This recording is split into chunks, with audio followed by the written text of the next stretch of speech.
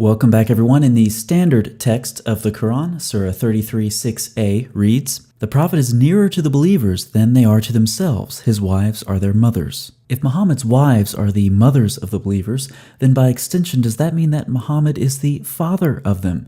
Well, there's ample evidence to indicate that's just what some important early manuscripts said. For example, the codices of 4 different important companions contained such a variant. Now, Muslims, before we get into this, we need to talk briefly about cognitive dissonance. A good example of this is a recent comment on this channel. Hadiths that speak of corrupted Quran fail history and were spread by the enemies of Islam. So this is one option for you Muslims. You can simply reject the evidence that you're about to see because you've been brainwashed into thinking that the Quran has been miraculously preserved. You can say anything that talks about a corrupted Quran is not historical and spread by the enemies of Islam. But think about how many enemies of Islam there would be. Imam Bukhari talked about variants in the Quran, so he's an enemy, as well as those who narrated the traditions he preserved. The same with Imam Muslim, and the same with the 4 companions that we saw before. More early enemies of Islam would be Caliph Abd al-Malik and his general al-Hajjaj. They were closely involved with introducing numerous changes to the text, while seeking to put an end to disagreements over the consonantal skeleton of the Quran. Al-Hajjaj reportedly removed from the text certain unidentified verses that threatened the interests of the Marwanids. But are these enemies of Islam, or are they devout Muslims who lived long before lies about miraculous preservation of the Quran developed? So, let's be intellectually honest and take a look at the evidence. Let's compare the standard reading with the variant found in these early manuscripts. The standard reading, "The Prophet is nearer to the believers than they are to themselves, his wives are their mothers." And the variant reading, "The Prophet is nearer to the believers than they are to themselves, and he is their father, his wives are their mothers." Other than the codices of the 4 companions which contained this reading, there's even more evidence. This was one of the readings, according to Qatada, and Al-Hasan al-Basri said that he is their father is the first reading. Umar had some issues with this variant as well. He heard a boy reading it and ordered him to erase those words. The boy said, "No, I'm following Ubay ibn Ka'b's reading." And so the matter was taken to him.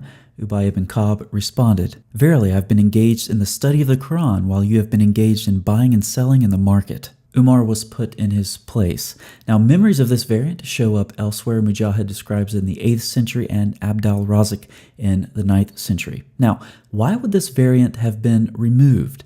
Well, David Powers gives us a couple of answers. First, the Quranic pronouncement that Muhammad's wives are the mothers of the believers created a bar to marriage between the Prophet's widows and the rest of the Muslim community. So too, any Quranic pronouncement stating that Muhammad is the father of the believers would have created a bar to marriage between the Prophet and all female Muslims. And as we know, given the number of Muhammad's wives, this simply wasn't an option. But there's a second reason, and that is to erase the glaring contradiction in Surah 33. From verse 6a, the Prophet is their father, and from verse 40a, Muhammad is not the father of any of your men. Now, it's very important that Muhammad isn't the father of anyone.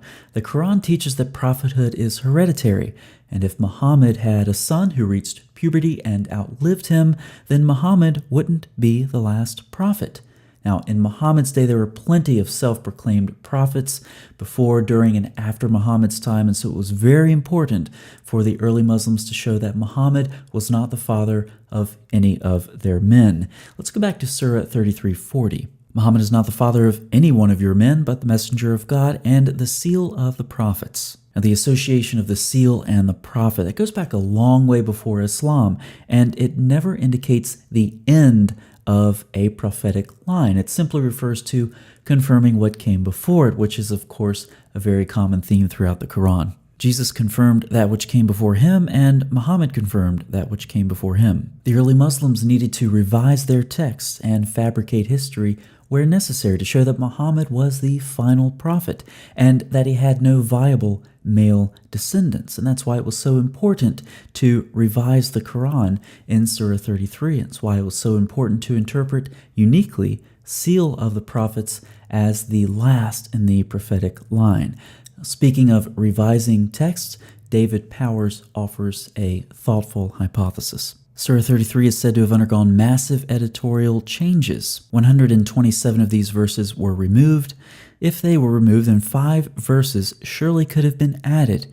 The addition of these 5 verses to the text of the Quran would account for the contradictions between Surah 33:37 and 4:23 on the one hand, and between 33:40 and 33:6 on the other. The contradictions he's referring to in Surah 4:23 have to do with this Zayd and Muhammad issue. Again, what we've talked about in this video was just the first of a couple of steps that needed to be taken to solve this problem of hereditary prophethood. After Muhammad repudiated Zayd, Zayd also had to die, and he had to die before Muhammad did. It was up to the early Muslim historians to figure out how to try to coherently fit his death into the Islamic timeline. But the problem of hereditary prophethood didn't stop there, because Zayd, son of Muhammad, had a son himself. We'll probably talk more about this in an upcoming video. But remember to ignore this video because the Quran has been miraculously preserved, and any variants, if there were any, wouldn't be significant. They only have to do, in this case, with Muhammad being the final prophet of Islam. I'll see you next time.